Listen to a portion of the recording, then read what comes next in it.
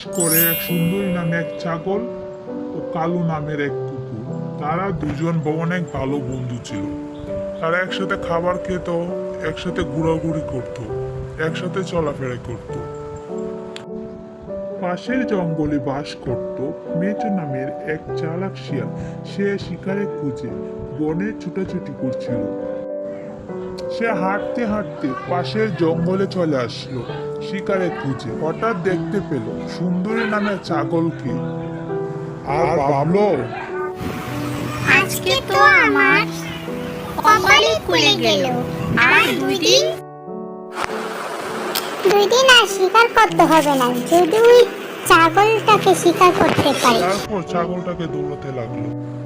দৌড়াতে দৌড়াতে এক সময় ছাগলটাকে ধরে ফেলল আর ধরে ভাবতে লাগলো কষ্ট সফল হয়েছে। তারপর কোথা থেকে জানি ছাগলের বন্ধু খালুয়া চলে আসলো। শিয়ালের সাথে লড়াই করে সুন্দরীকে বাঁচিয়ে নিয়ে আসলো, আর এইভাবে তাদের বন্ধুত্ব আরো মজবুত হয়ে গেল। তারা একসাথে থাকতে